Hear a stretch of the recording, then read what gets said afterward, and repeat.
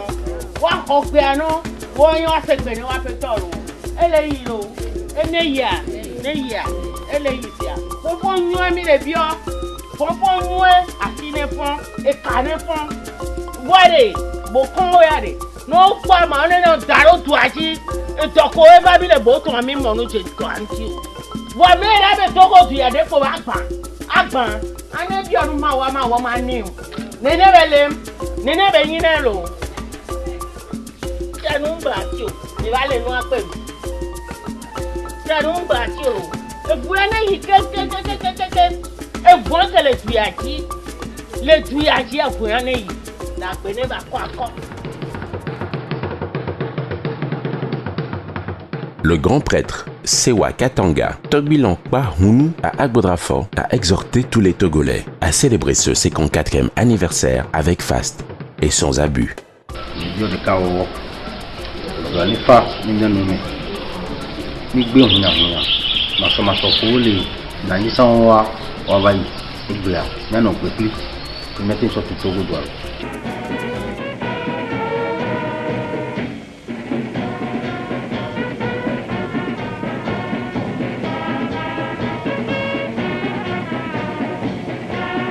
Voici quelques témoignages recueillis sur la lutte pour l'indépendance.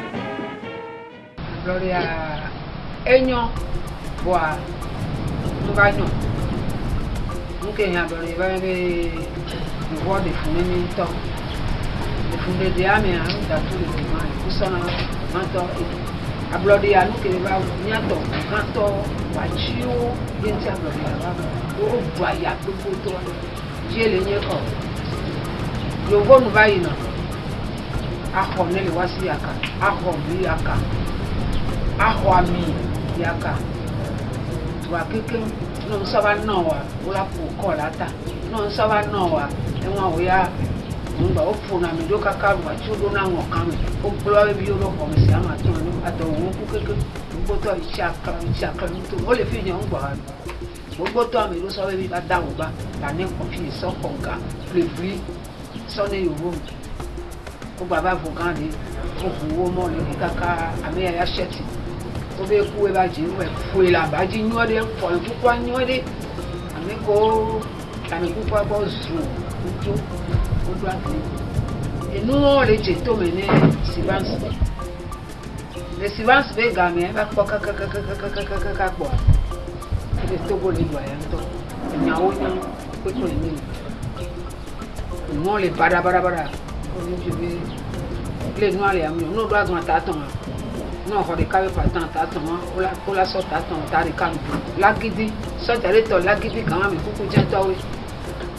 Et yo do be fona be sende na o paka izi joda mo le olo nyen tok le fi an to chan tan go me na so sa di gbagbara koto ke o so nyen tok le fi never ko ro jinya e de na ga bututo ade o ma to la so ni pe pa ko ame ko to le juji be do le do afi bu ara me be khia ra ku na se la fu enena na me ye Olympio va chiter, ou ami, oublie. Voilà, ben on doit me voir. Tu dois me voir. Gogo l'état, j'affiche l'état. Le Sophie là, on les na, la cible. Niawa, Sivan, Sivan, c'est les bijoux, elle va combler le beau. Tony Bouton, que yo Jimmy a Joe Jimmy.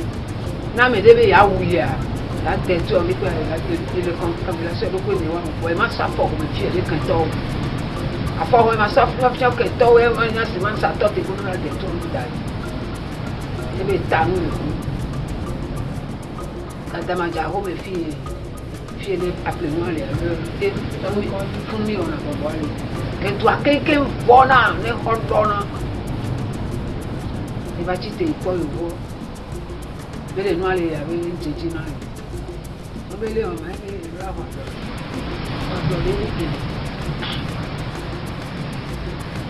On dit, et il cacole les bons, chamia blanc de vieux, il aime quand même, et Kayami les tout le couteau pour ses bébés, n'y a toto gonto sur les cas, n'y a blanc de vieux, toi sur les gars, sur quoi blanc.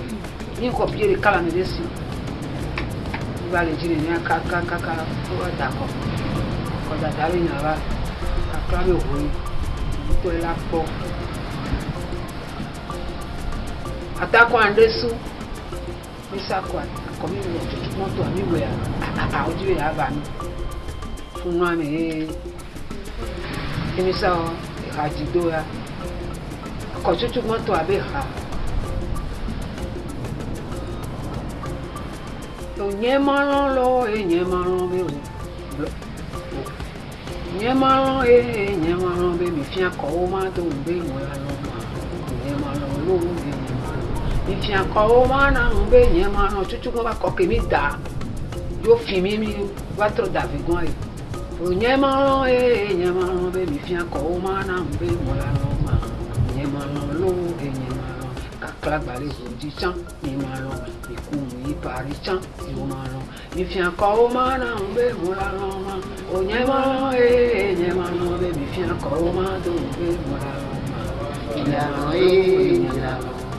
kwa kwa misa kwada si an to fimi ah Olympio be bebe e ya be seye mi wo ma be no an to le ngbe do mi kan na kimi na sa kwada o bi to ba America to ba o so be keke ni da kwala ni o misa kwada e ami ne ni ka ba kimi da Grisky n'est pas. Il y a une sac à la gueule. Et pour garder quoi, au nuit, Amérique, au sobre, il faut aller faire au cas. Puis les pépés, le vol sobre, il y a un petit au ventre. Puis les pépés, quoi, le vol, il faut non. VVV, non, il y a la quoi, Amérique, au nuit, au sobre, il faut non. Quand on a fait les élections, Olympio, Sylvanus, exclut des candidats. Le gouverneur prétendait que quand Olympio a démissionné en 1951 pour se mettre plein dans la politique, il n'avait pas déclaré ses avoirs avec l'Univers. Les Français se sont arrangés pour l'invalider. Disons les choses telles qu'elles sont. Pour l'invalider. Donc, il ne pouvait pas se présenter. Ce qui n'était pas le cas de Santos, qui s'était présenté, qui a été élu. Mais tout le monde reconnaissait que le vrai triomphateur de tout cela, c'était M. Sylvanus Olympio. Il faut rendre à César ce qui est à César. Ça y est, dans notre papier, notre livret, là, il va laisser sa place pour Sylvanus Olympio, qui n'a pas passé à l'une. Et le gouverneur de l'époque, il disait que hey, ça va vous causer, vous allez laisser votre place au lui. Oui. C'est leur photo, ça. Photo du comité de l'unité togolaise. Tous les Togolais. Nous aussi, qui soutenons la France, afin qu'on parvienne à l'indépendance, nous doit créer Parti Togolais du Progrès. Le dirigeant du CUT, c'est Sylvanus Olympio. Le dirigeant de nous, c'est Dr Pedro Olympio. Il va ma même famille. Sylvanus Olympio, c'est l'homme qui dirige l'Assemblée représentative du Togo dans un sens anti-français. C'est l'homme à abattre. Et c'était écrit noir sur blanc, l'homme à abattre. Donc déjà, nous étions en 1946. Et ça veut dire que c'est quelqu'un qui n'a pas toujours eu l'amitié des Français. C'est pas pour autant qu'il est contre les Français. Mais il est clair qu'il a été d'une formation anglophile. C'est un des Togolais, et c'était d'ailleurs l'habitude des Togolais, une fois l'école primaire terminée ici, d'aller finir leur étude en Gold Coast. La musulmane, celle des missionnaires allemands, le collège moderne français et l'école normale d'instituteurs a contribué à donner de l'essor à l'enseignement togolais. Dans cet établissement, les futurs maîtres d'école reçoivent leur formation. À côté des études, le sport tient une grande place.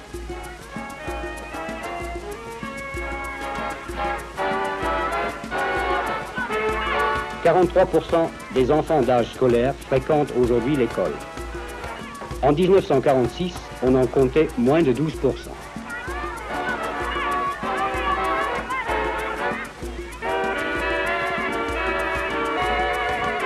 Dans l'école de la mission Saint-Joseph à Lomé, nous rencontrons de nouveau des collégiens faisant du sport. Les activités sportives les plus diverses ont été favorisées par l'administration française et le nouveau gouvernement du Togo continue à les encourager. L'enseignement scientifique et l'éducation artistique n'en sont pas pour autant négligés. L'audition au Togo du Vénérabilis de Mozart est une véritable révélation.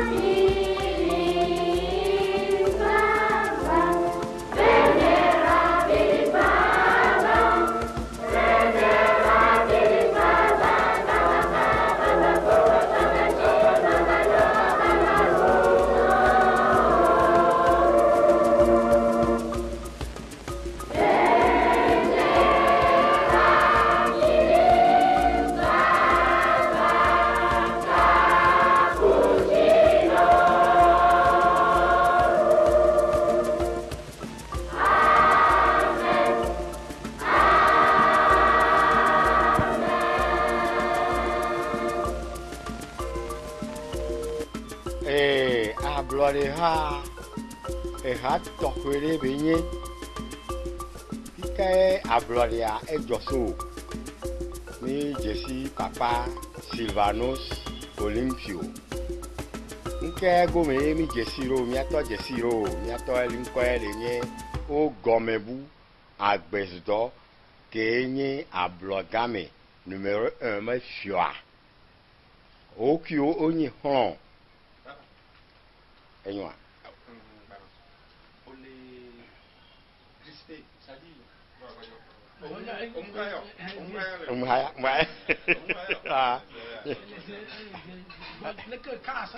Encore maintenant on est à fin. Lui il est à quoi aha. Oh. Non.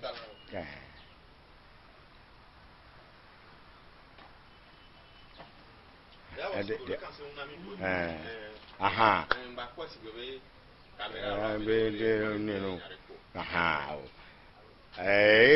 papa Sylvanus Olympio e jesi miato o gomebu agbesdo kele ni aglagame me fiogan aglagame numéro 1 be fiogan bon le obe gododo me o ma se nkaka me o me pupopo holo kadodo yi ne le me a e le nyebe ene la noix du coco mi siane mi fene mi siane benye copra miato Sylvanus Olympio ye va dananewa ton ne pouvoir ye va daner ton so ina yovode anisi o we yovode le gapo pour moi mais o kuto tonyo o kana semu mi nona obo mi sene o yolande bebe ablore yo la hoduya vanye yo to magba no yovo si me nyao le o ba sem kaka me kaka miato Sylvanus Olympio le gapo pour moi mais ye so copra be nyon sova ablore be nyala ba di kaka be yo awadika ne yo hodu ya o yo miatagan ameleje sibe Ben Akpalo Noé Kotokuli Augustino Pa de Souza Ocha Onono Nene Obe Dosovie Lenye Anani Santos Lenye Loya Oma Megalika Loya Kosiga Loya Dalmeda Wokekin Fofo Over na tonye bola bloga me fie ga pour me a bloga me a eneti ve me beni tonye doneti no o po ya me o ma pon dokuso o na bobole e tonye re a homi ke tonye ni fie a e fie kera gba kwere o le beni gba di fie o yo Joseph Jineku Aklasu e bore tonye nti oyo ekulu ajale o bore tonye nti o na ta pepe mi mi ba pono mi sene ha gabo po me a ni ta pepe la ba yeji obe o dia o ta pepe ni jukun a sojo ke no yin ye janda ma kuku je o ro na kuku lo bore ni kuku lo bore o ro na bo ele jere kakiwe no na onti o munana non mais les pépé venir so pompo Sylvanus Olympio kele mi atoare to ne mi atobe e ju ale keye bele de susuna ya e ju ya yo la khole wosi passe wosi la we di canton passe ben kalo le mi atabi ereka o yo be tete Abraham to ne to ebe nyako le gulani ya ne kulanya yo le ngbe domene yo la hodu ya banye yo to yo be vio yo be to gbe ya vio so gbe gbe o la fo o la du ya be nu magba ya me bus magba yo vo si me enya ke nya o le ji donc nko ba ona no yo pupopore be yo no yin yo gba o ponaga ne ju kwa ebe dwa keke kora mu cheve ku to keke e bagida ovo be chogbe ovo ovana o na bobo yo me aro no to bobo ja français yo vo mu na ton onye kuku je to ga me mi po no be onye police Sylvanus Olympio be a home la siga me gogo Holando le funwa kapupu me agbetom le e de ka e ko le funu o yo na tepe wa be jakui me ke se le lo me fie ko na me o se ya amola ba témoigner o la ba ko fie o la ba ko jakui yo na funa ro me le pepe le funu e ba puta funa o yo na bobore a blood e be bobo yo yo na no go like frase nu epo enkel wa desigidi ya to do me kanu ma to na be de vi o mi baba o mi no na fie no yo ele bobo ale mi ato ma aho me fia Demi-si na bena. Ote na kwa kaka owane. Eva vame. Ablone nyava le kaka. Oyi na boga. Oyi na palime. Oyi na ngonche. Apompo na mo. Kaka aneho. Aneho me fioga. Menene don kina chire la. Kam yosu. Ele nye fioga kame. Gabo fuwa me oku tonya de kam de kawana. Ye obi a. Ke bobo le no le ke a le lo ame ari.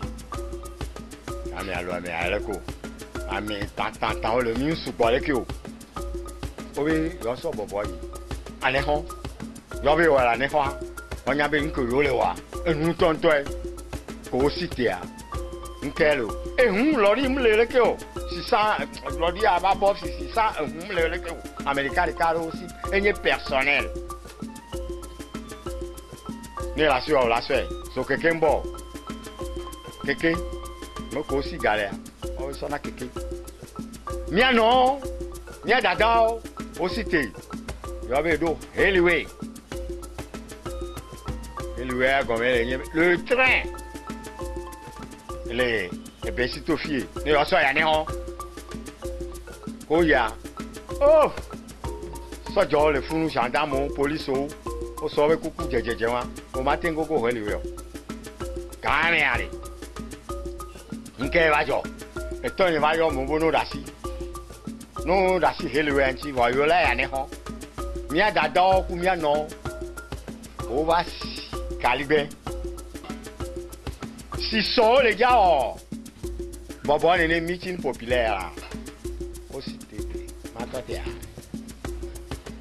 au saut, au troya, gâteau à mer, au diamant, au rotari, à l'écran,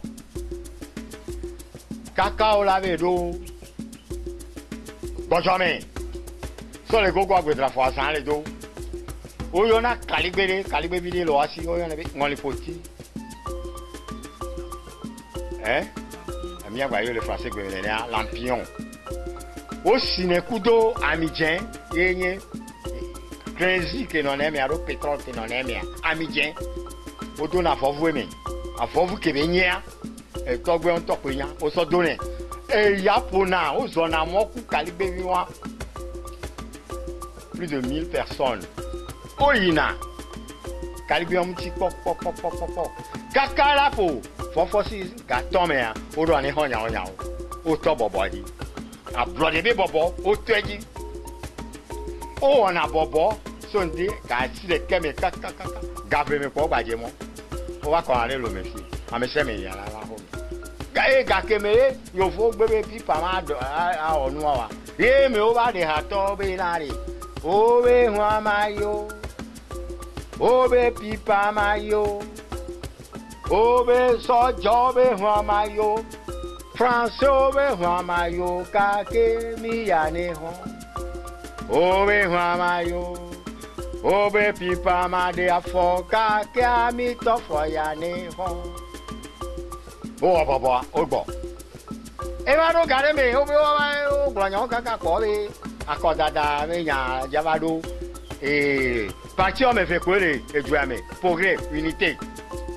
Miao bientôt ami le bientôt yo me onye unité. Les gars pour moi mais progrès olé. Oh mais ma hoblo de progrès oh mais ma hoblo de. Bientôt me la hoblo. Ah bientôt Sylvanos Olympio et toi yamnya omo. Nous bobo quoi bi. Nkejo e ya yo vote. Oni les gars pour moi mais. Ah loko la oro kwa o chona pe na. Ya toro na hu anu asiba edo na hu ejo wede ele kaka gbo nke bebe se gbo e gbo na no oleji kaka e ba do fifia ebe yo fo ba no be yo la so blood na mi bu no mere be mi la ho blood comandare le fie o ya la be mai j'en ai l'impôt, le mien c'est gagné. Donc, pas l'impôt, on l'a na. Nepi. palme, noix de palme. Olana nepi, noix de palme. Kotoku de ka. Nos béa olana un sac de maïs. Le gars pour moi. Amo bena, amo munano. Amo runana, moro bena. Vinyena tukara, nona kopiani. La bloga me fi. Kaka akoda wivaro. Pogro. O makanamo. Kota kora neho. Oui, je me vogan couteau. Amerole oh les unités mêlées vogan les unités mêlées aneho partout oh les mecs akodawi kegbona owo la gbabe wo meeting de kale atola neho edoro enfin oya togbe me savi agbezuhon ebe o musu no e bobo unité be bobo fun no so d'accord. Nyano, nyadado, ova de hato. Ablore nyavanu pebo, me savi naga, mareva da kone ohi. Ablore nyavanu pe, me savi naga, mareva da kone ohi. Ole nwa je kaka, ojo bo omte o mitino, kakea. On va so ma videva. Oui ou non? Obi, ado, ao. Mi atonye o ma vi e, unité tonye o ma vi e, on lo wi reji. Vera, Elenye, Progreto, on en a dit.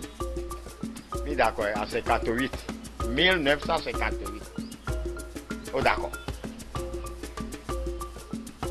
Les. Oui, d'accord, quand sont des cas gardens. Na, autre gardien, d'accord. Et pas. Encore bien sur le doigt, et ça, garde. A bloody hato. Oui, on a mis à fofo de Yema, Bons, Amoko, quelqu'un, Muyona, Mizifia, Egbeko. Yomene Fanon, quelqu'un, Ojo, Yema, Bons, Radio Mulo, téléphone Mulo, Gamion. Yema, Bons, et Tofort, soit Sigamen. A Bobo comme le fou, a Fouapo les Toyens. Papa, nye ma pensée, Midoudji, mi applaudez, Midoudji. Il y a quelqu'un, caca. Ben, mon la sort, mi le pauvre, mi le disale, jamais, mi hobblodé. Ben, mi qui va en Kunamia, Fico de port de fia, mi cité le fia, mi de taré, côté est le fia, Fico de port ya. Mi le port à médio. Olé, et nous y me titi kalari, me titi. Capo pour mais elle est posant, gareka, debo. Mia, mi les zombies, ami on va gogo, mi on chamia gogo, yo, non américain, mi les zombies wadia.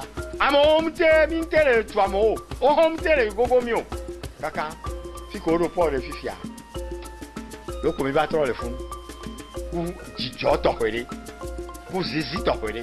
Mijo boba, mi boba, unkea, et tu as quelqu'un cité. À mon cobo, il y a pour gréa. Fico, on t'en beroa, on t'en lagna. Et va, mais, je vais dire tout, hein, et va, mais. N'keva, et gardez-moi quoi, papa Sylvanos Olympio, et gâteau, il y a tout dit que Kimi, au Sema, Midoudji, Pepe, à Blariale, Yoma Fascisio. Pepe, me bien, à Blari. Ah mais si me pigi. Ngon chebe fi agokoli 2. Nke kaka bela nye ne ama. Nko mo la gbe yan. Ko yo le no apa yo le se ka e awo. Be no fogbon. E la gba yo vo de ajum le me. Asake gbe yo la gba. Hoblode ai a plangala ji no yo e la ba gbe no. Pepe me gbe do me.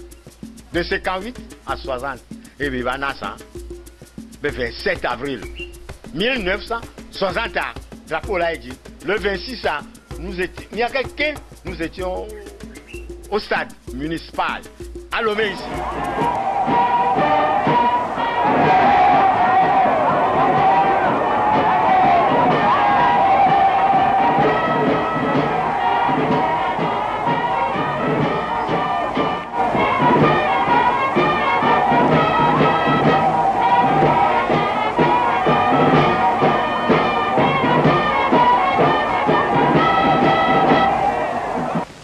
Togolais, Togolaises, nous voilà enfin au bout de notre chemin. Nous remercions Dieu. Je suis persuadé qu'avec vos efforts et l'appui de nos amis, nous allons faire de notre cher pays le pays de notre rêve. Vive le Togo indépendant, Ablodé.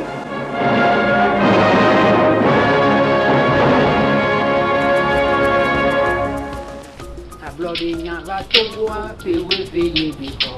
Nya Togo viwo kata mi pe fun subo. Nya odo ku silvanus ke ni Togo vivyo. Ano vilolo bano nya to mechire yo. Et Togo pata l'Ablodé me so ma voix so yi ma vomi. Mi yo na la gbedra fo e mi yo da ku ya na ne ba jo gbolo ni bidiro.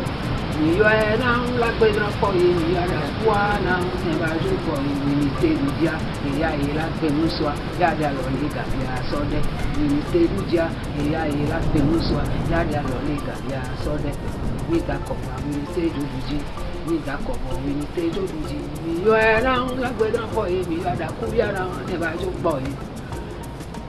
Olympio va gbagba ke ne beji ai jeni devio e jeni gbebio e jeni nya me ko mi le defile o nya yo pata e jeni nya be vio ye va gbagba ya je ke won akedu ya e to ne be etanu le ho to ni o kon be etanu no la wi ate ko la gbara won ye ma sa fo home so fi ere kan to ke won ake ka popo abadu akuyo e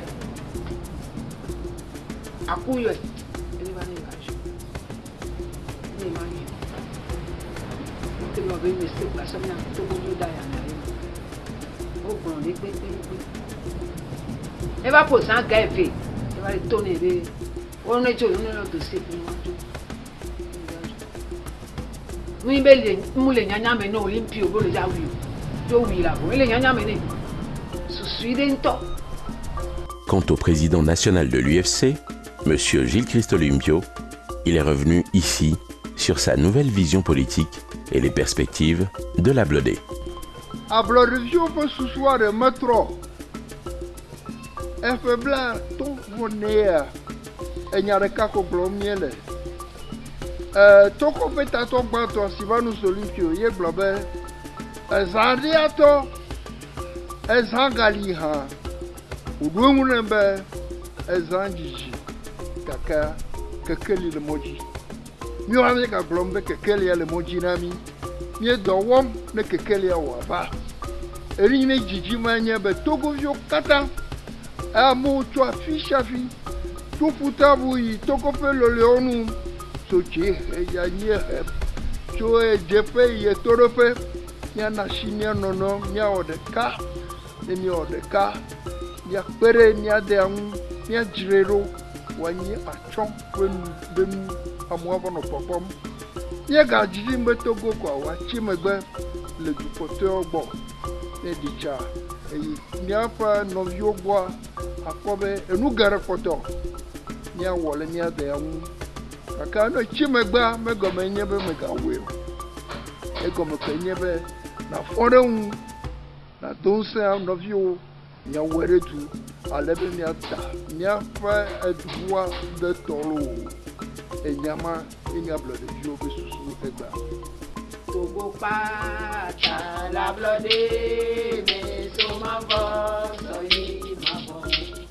Le vieux boumoire, et je vais la pédon, la couleva à femme, à de nous gommer. N'y a pas fait venir à Vaïa, ni vous gabesopo. La caméra en anneau, n'y a pas vieux boumoire, n'y a eu au bon, n'y a pour nous non. Mia klova feme mia de nu gomeno be mia de ejijimbe amesha me va susu amesha me va bo amesha me va zoli de wanye miare mia keke mia wedo du ale be mia de wo fo le globe nye togo siko wanye gadrano enuma yenye mia pe susu eba Togo pata l'Ablodé mais sur ma voix soyez ma voix. Togo doit sortir au temps et du bon temps à titre. Quoi autant. What's right, Ballet?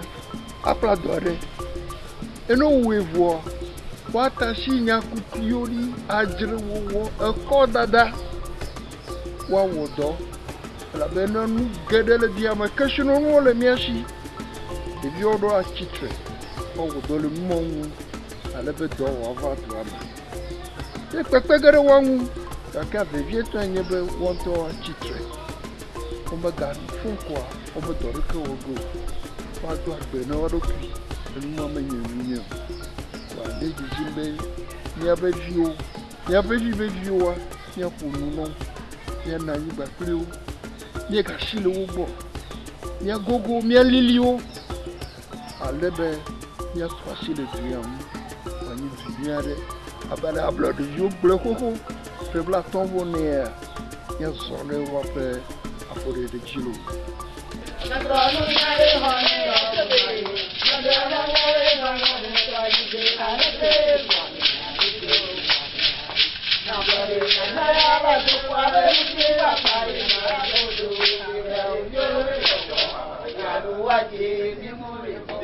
Thank you.